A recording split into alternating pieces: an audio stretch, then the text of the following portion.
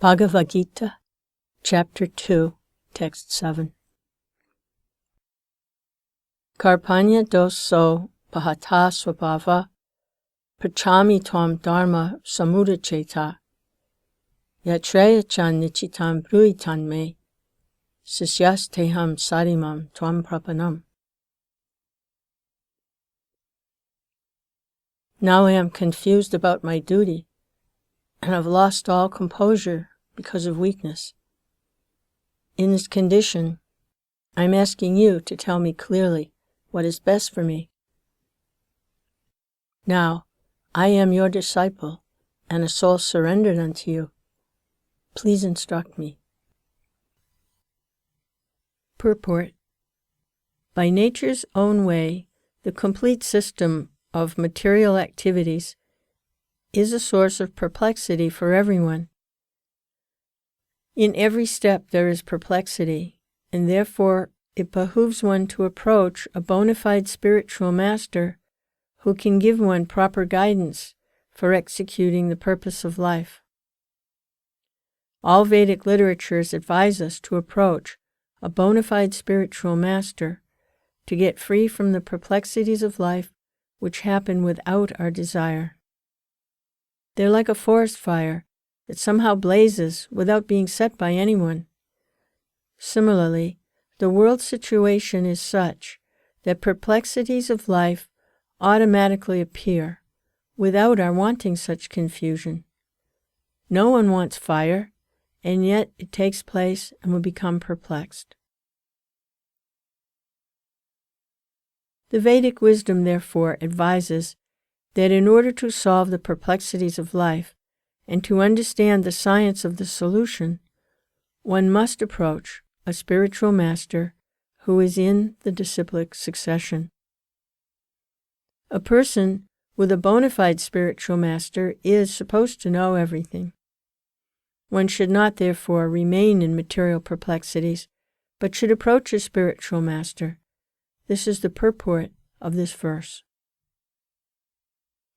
Who is the man in material perplexities? It is he who does not understand the problems of life.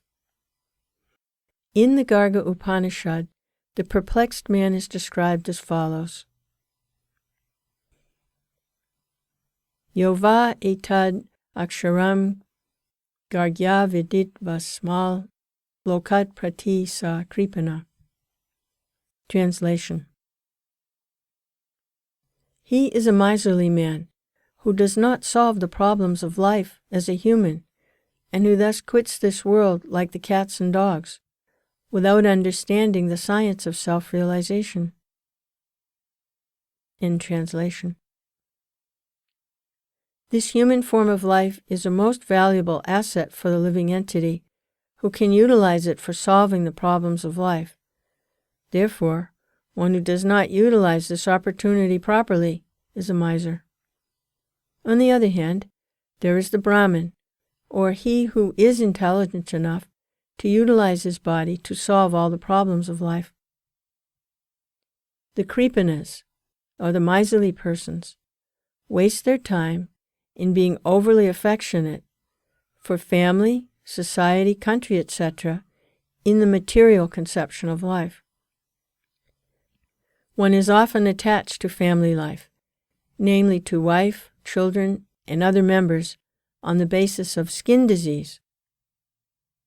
The Kripana thinks that he is able to protect his family members from death, or the Kripana thinks that his family or society can save him from the verge of death. Such family attachment can be found even in the lower animals, who take care of children also. Being intelligent, Arjuna could understand that his affection for family members and his wish to protect them from death were the causes of his perplexities. Although he could understand that his duty to fight was awaiting him, still, on account of miserly weakness, he could not discharge the duties. He is therefore asking Lord Krishna, the Supreme Spiritual Master, to make a definite solution. He offers himself to Krishna as a disciple. He wants to stop friendly talks Talks between the master and the disciple are serious, and now Arjuna wants to talk very seriously before the recognized spiritual master. Krishna is therefore the original spiritual master of the science of Bhagavad Gita, and Arjuna is the first disciple for understanding the Gita. How Arjuna understands the Bhagavad Gita is stated in the Gita itself. And yet, foolish mundane scholars explain that one need not submit to Krishna as a person, but to the unknown within Krishna.